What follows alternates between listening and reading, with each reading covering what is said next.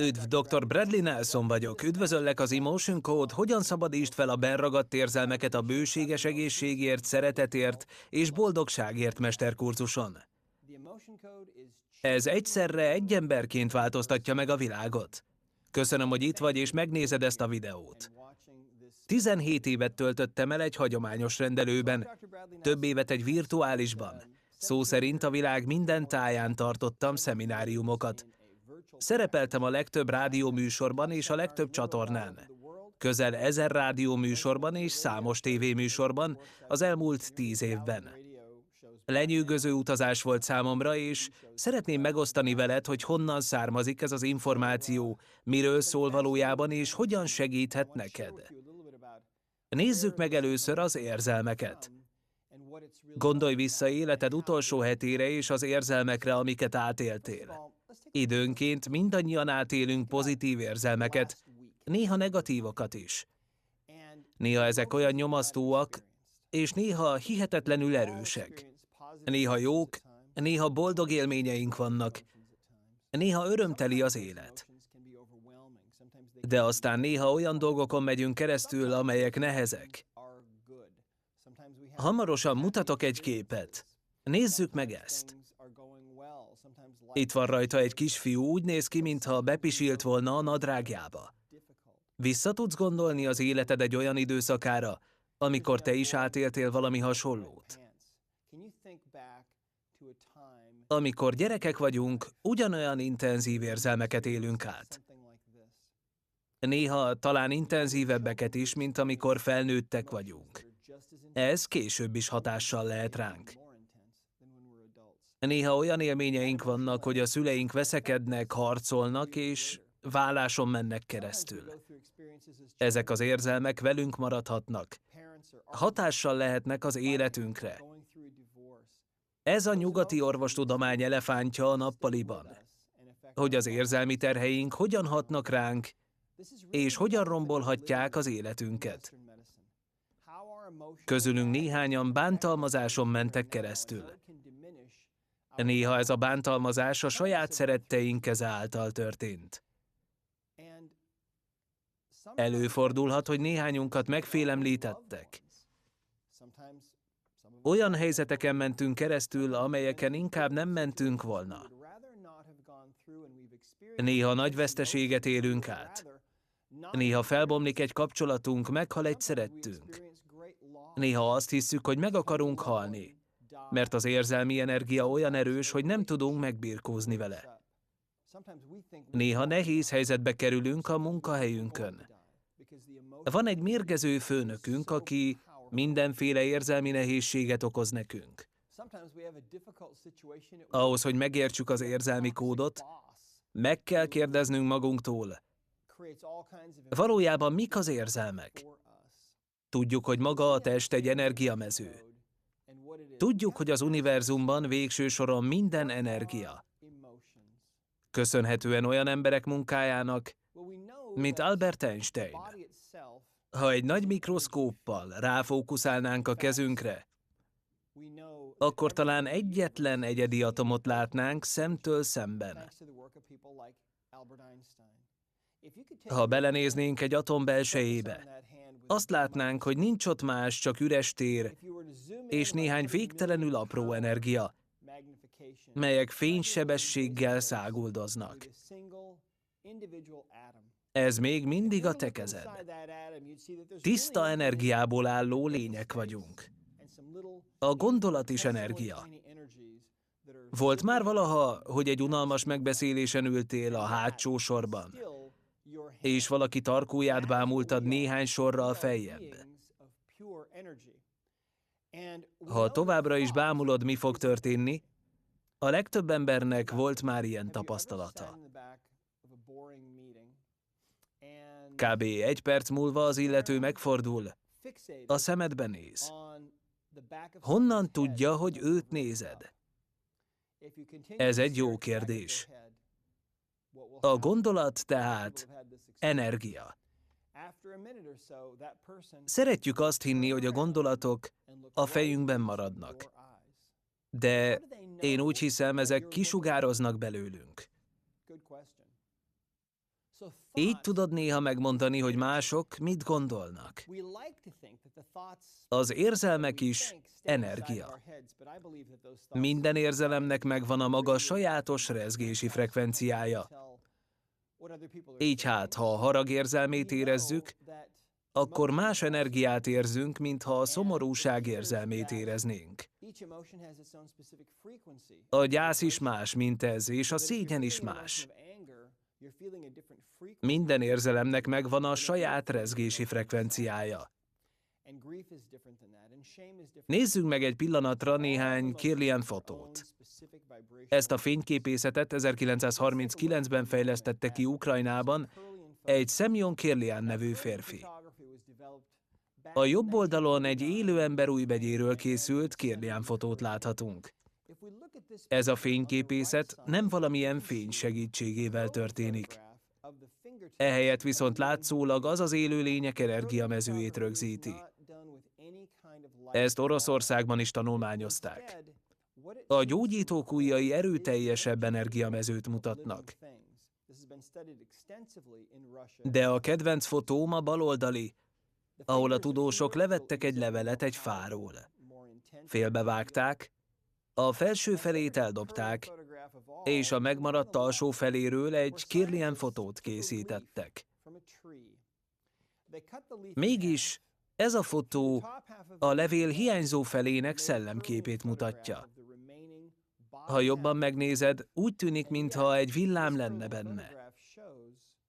Talán olvastál már történeteket olyan emberekről, akik elhagyják a testüket, és hirtelen azt találják, hogy a kórházi szobában vagy a balesetük helyszínén néznek le a saját testükre.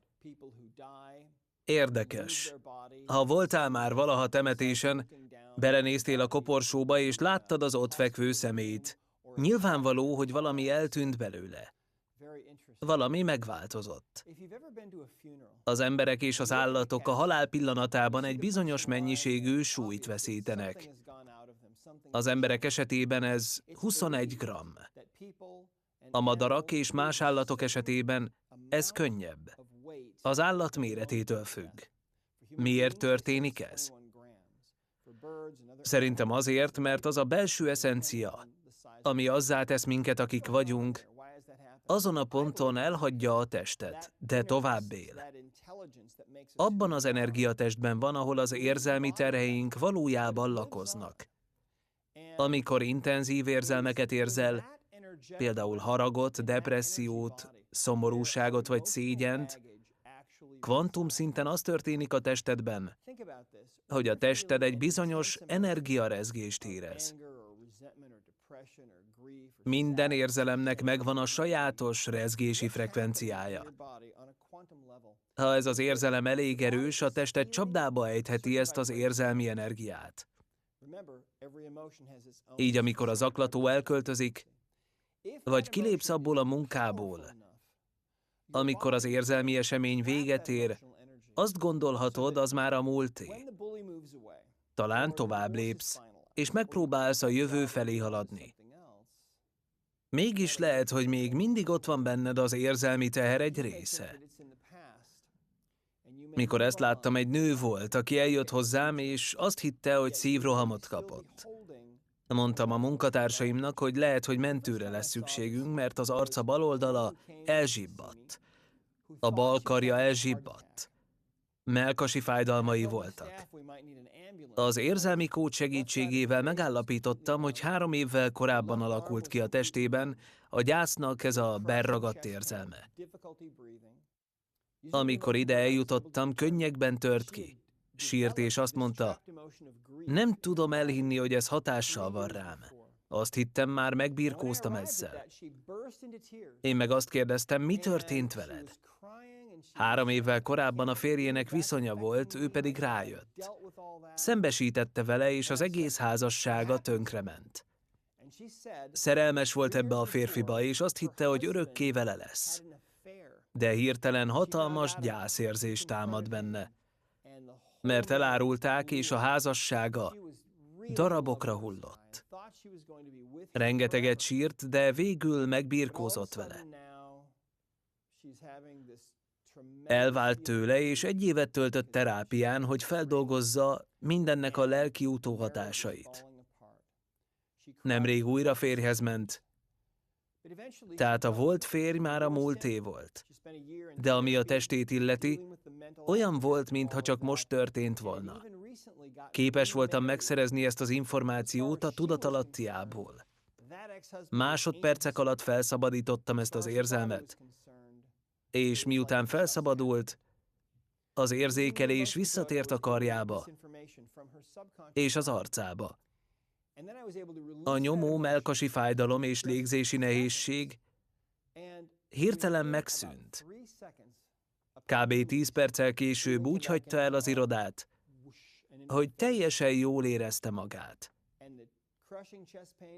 Miután elment, az íróasztalomnál ülve azon gondolkodtam, mi a fenének voltam tanúja.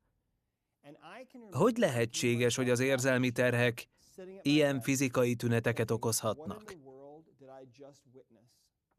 Nagy hatással vannak ránk. Ahhoz, hogy megértsük, mi az érzelmi teher, könnyű úgy gondolni a berragadt érzelmekre, mint egy kis érzelmi energiagömbre, ami nagyjából baseball labda és sárgadinnye méretű. Ezek bárhol megtapadhatnak a testben. Például, ha megnézzük a következő diát, itt van egy nő, aki negatív érzelmeket érez. Talán gyászt, depressziót. Itt láthatod, hogy néz ki egy berragadt érzelem.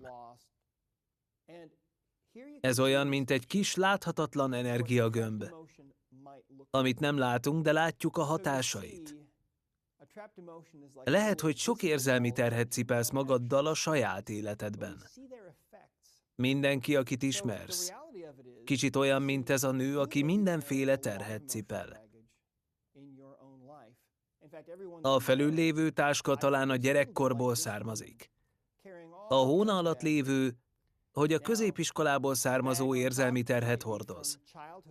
A másikban a vállásból származó érzelmi terhek vannak.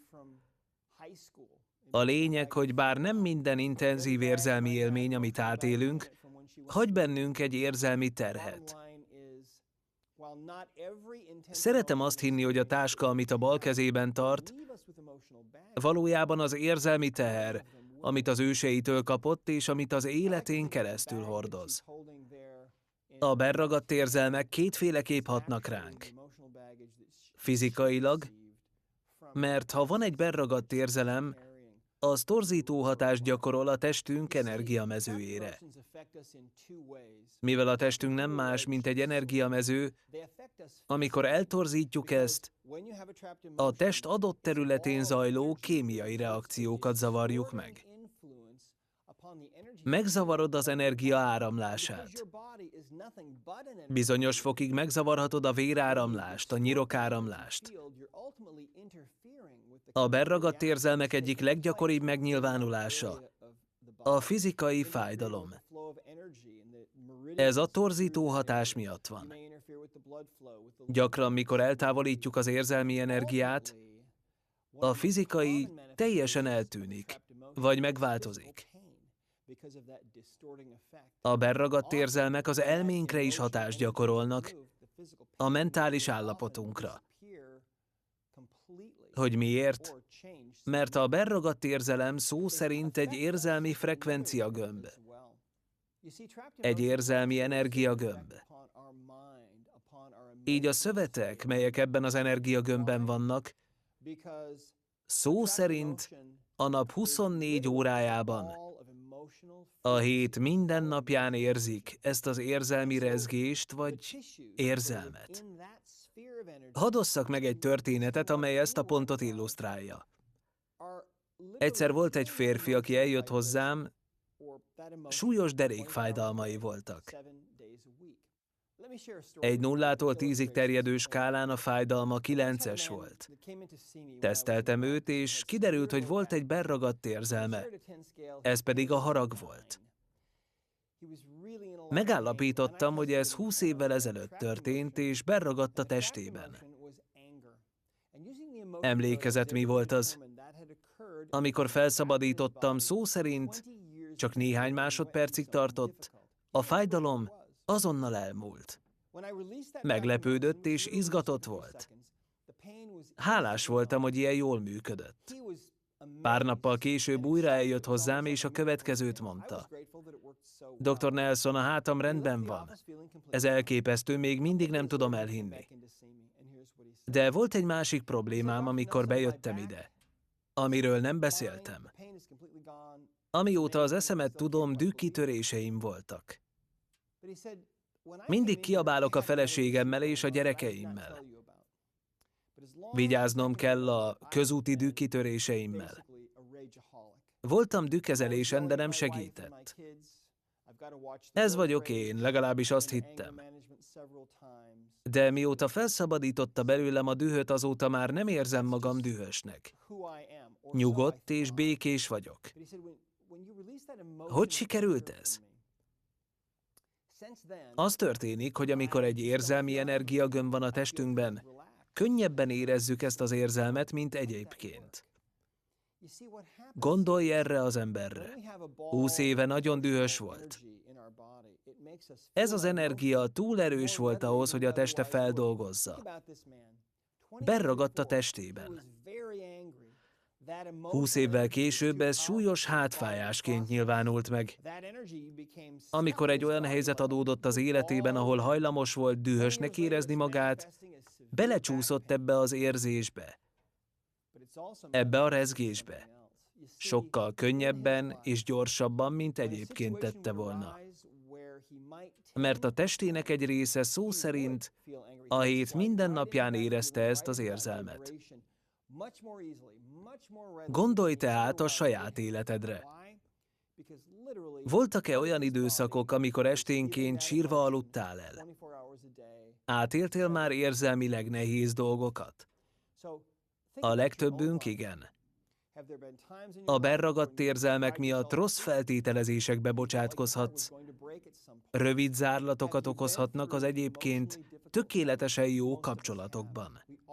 Arra késztethetnek, hogy szabotáld a saját életedet. Ezek az érzelmek öröklődhetnek is. Néhányszor az anyánktól vagy apánktól öröklünk olyan érzelmi energiákat, melyeket talán ők is az anyjuktól örököltek. Ezek időnként több 10 generációra nyúlhatnak vissza. Ez azt jelenti, hogy nem csak a saját életed, hanem az őseid életének eredménye is vagy. Vizsgálatokat végeztek, melyek során megállapították, hogyha egy patkányt egy labirintusba tesznek, és egy bizonyos pontján a patkányt sok vagy valamilyen ijegység éri, kiveszik a patkányt a labirintusból, soha többé nem látja azt a labirintust, kölykei lesznek, és ezeknek a kölyköknek kölykei. Foghatod ennek a patkánynak az unokáját, beteszed ugyanabba a labirintusba, és amikor eljut ahhoz a ponthoz, ahol a nagyapád sok kérte, meg fog dermedni. Az energia, ami a nagyapával történt, átöröklődött. Amit az őseink átéltek, és amelyeket fontosnak tartottak, továbbadták. Ezek most hatással vannak rád, és csökkentik az életerődet.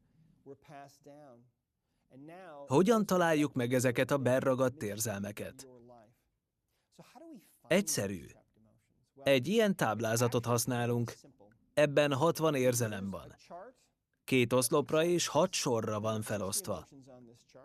A bolygón élő minden ember tudatalattia már tudja, hogy mi van ebben a táblázatban, mert ez összeköttetésben van mindennel. Ha valaha is voltál poligráf vizsgálaton, akkor tudod, hogy a test nem tud hazudni. A berragadt érzelmek felszabadítására a kormányzó meridiánt használjuk, mely egy kis energiafolyó, ami a farokcsonnál kezdődik, és a háton keresztül a fejtetőn át a felső ajkakig tart. Megmutatom, hogyan történik ez. Itt van a tudatos elme, mint a jéghegy csúcsa. A tudatalatti olyan, mint a jéghegynek az a része, amely a vízvonal alatt van. A tudatos elme nem olyan okos. Állandóan elfelejtünk dolgokat. A tudatalatti elme ezzel szemben hatalmas és erőteljes.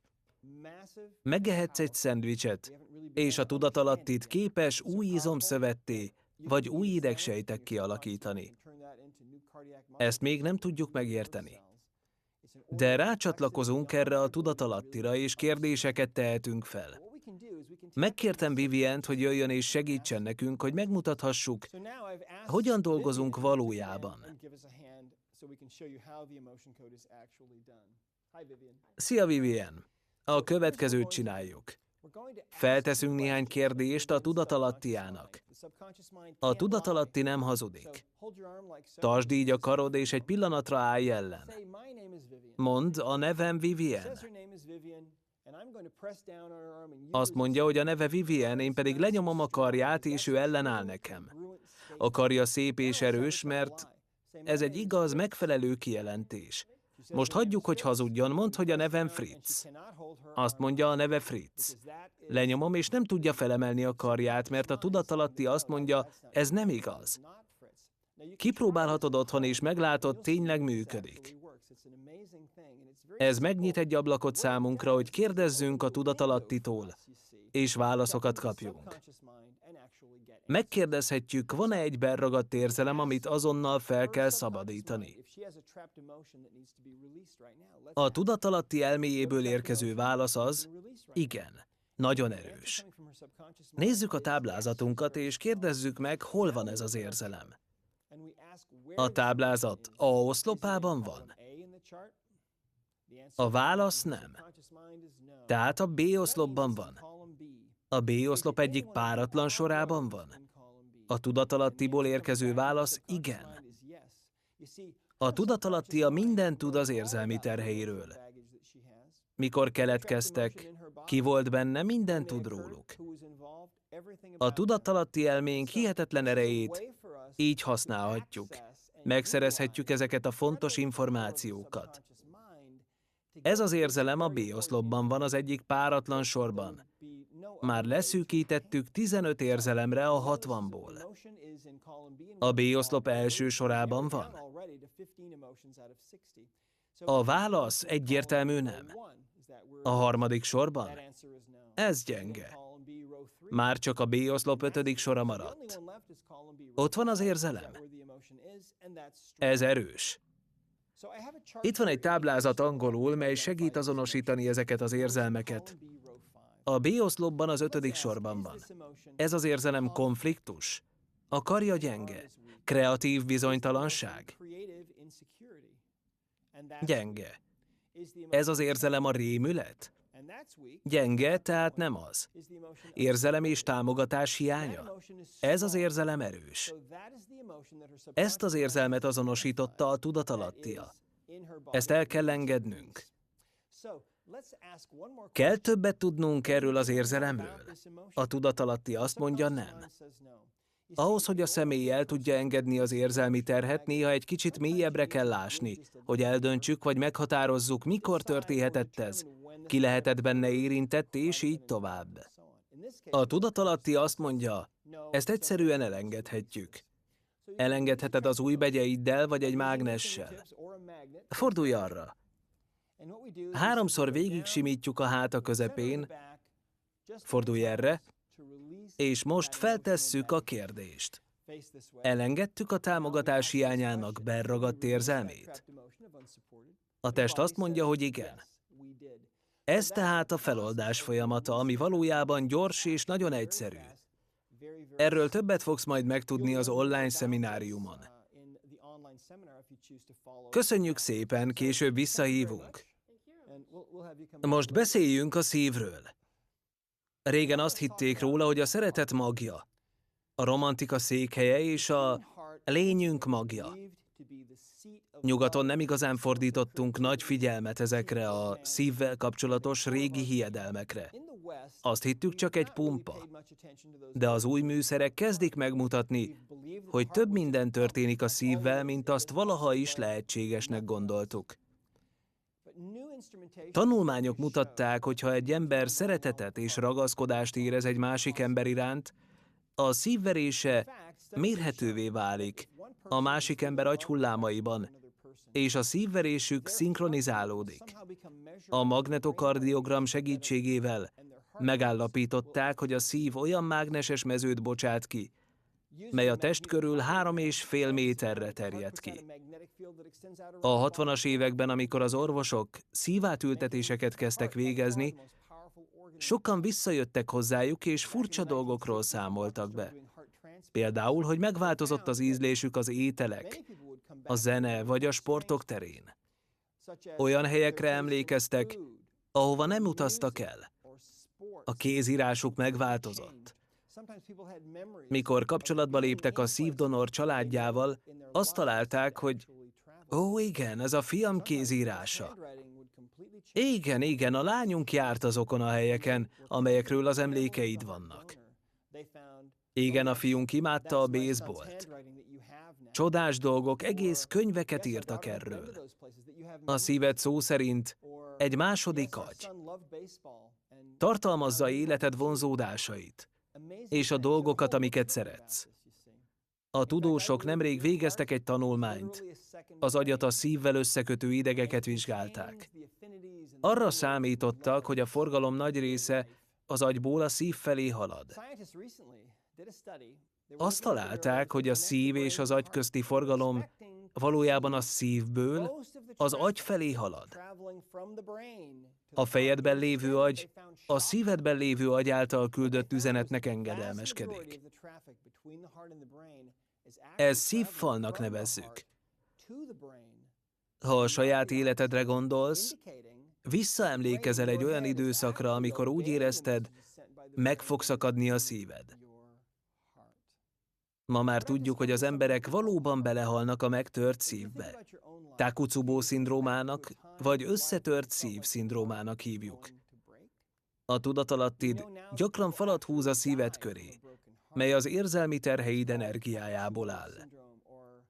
A feleségemen fedeztem fel, aki nehéz időszakon ment át. Amikor ezt a falat eltávolítottuk, hirtelen megnyílt, és újra képes volt érezni a kapcsolatot. A depresszió eltűnt nála. Nem szokatlan, hogy az emberek szerelembe esnek, amikor ez a fal leomlik. Az emberek érzik, hogy a kreativitásuk elkezd áramlani. Kreatív ötletek kezdenek áramlani számukra, amilyenek soha korábban voltak. Hiszek abban, hogy a szívedben van egy 3D-s tervrajz. A legjobb életedről, amit meg tudsz teremteni. Ha egy fal veszi körül a szíved, nehezebbé teszi számodra, hogy manifestáld ebbe a világba ezt a tökéletes teremtést. A szívfal egy rendkívül fontos dolog. Ez a legfontosabb, amit tehetsz a saját egészségedért. Hogy megteremted a szeretetet, a boldogságot, és egy örömteli életet élsz. Hadd mutassam meg, hogy hogyan találhatjuk meg a szívfalat, és hogyan történik ez valójában. Hogy megmutassuk, hogy tudjuk kideríteni, hogy egy személynek valóban van-e szívfala. Megkértem Pablót, hogy jöjjön ide, és teszteljük őt. Gyere, Pablo. Rendben. Nézzük meg, először csak egy igen-nem típusú kérdést teszünk fel. Mondd, hogy a nevem Pablo. Ezt mondja, és ez egy igaz, megfelelő kijelentés. A tudatalattia egyetért vele. Mondd, hogy a nevem Hans. A tudatalattia nem ért egyet ezzel, ez hamis állítás. Kérdezzük meg, hogy van szívfalad? A tudatalatti azt mondja, hogy igen, van. Hogy megmutassuk, hogy történik, megkérdezhetjük, hogy el tudunk-e távolítani egy érzelmet. El tudunk most azonnal távolítani egy érzelmet a szívfaladból? Az elme azt mondja, hogy igen. Tehát eltávolíthatjuk. Derítsük ki, hogy mi az. Nekünk csak azt kell kitalálnunk, mi az, amit a tudatalattia már tud. Ez az érzelem a táblázatunk A oszlopában van? Igen. Az egyik páratlan sorban van? Épp most zártunk ki 30 érzelmet. Maradt még ennyi. Az A oszlop egyik páratlan sorában van? Ez is egy igen, már csak 15 van. Az A oszlop első sorában van? Ott van? Nem. Az érzelem az A oszlop harmadik sorában van? Igen. Az A oszlop harmadik sorában az érzelem a sírás? Nem. Bátortalanság? Nem. Elutasítás? Igen. Az érzelem az elutasítás. Kell többet tudnunk erről az érzelemről? A test azt mondja, hogy nem. Így elengedhetjük az érzelmet. Fordulj arra, hogy elengedjünk egy beragadt érzelmet, húzd végig néhányszor a kezed a hátán, hogy elengedjük ezt az érzelmi energiát. Mikor kivesszük a hitelkártyát a pénztárcánkból, megdörzsöljük a mágnescsíkot, hogy töröljük az adatokat. Az ugyanilyen. Tartsd egyenesen a karod és állj ellen. Most kérdezzük meg, hogy elengedtük-e a berragadt érzelmet. Igen. Még mindig van szívfalad? Igen. Ez mutatja, hogyan is történik ez valójában. Az online szemináriumon többet tanítunk az izomtesztelésről. Részletesebben elmagyarázzuk, hogyan történik mindez. Köszönöm, Pablo. Ha van szívfalad, sokkal nehezebb lesz sikert és bőséget teremtened az életedben. Sokan értek el sikereket, miután eltávolították a szívfalat. Ez a legegyszerűbb, leggyorsabb, leghatékonyabb és legkönnyebb módja az érzelmi terhek feloldásának. Még a gyerekek is képesek rá. Ha érdekel, elérhető a tanúsítványunk, a világ minden táján képesítünk embereket, és a healerslibrary.com weboldalunkon további infókat találsz erről. A kezelőink azt tapasztalják, hogy a világ bármely pontján távolról is tudnak dolgozni az ügyfeleikkel. Jól vagy nagyszerűen megélhetnek, és mindössze egy laptopra és egy wifi kapcsolatra van szükségük. További információért látogass el hozzánk a healerslibrary.com vagy a drbradleynelson.com oldalra. Fent vagyunk a Facebookon is, facebook.com/Dr. Bradley Nelson és a facebook.com/Healers Library oldalakon. Német nyelvű információkért látogass el az emotionscode.de oldalra. Szeretnék többet tanítani erről a csodás módszerről. Meghívlak az online Emotion Code szemináriumra. Hogyan működik az állatokkal, hogy lehet távolról csinálni, hogy dolgozhatsz magadon, és hogy változtathatod meg az életedet. Ezért meghívlak, hogy vegyél részt ezen az online szemináriumon. Köszönöm, hogy meghallgattad ezt a mesterkurzust. Köszönöm, legyen fantasztikus napod és fantasztikus életed.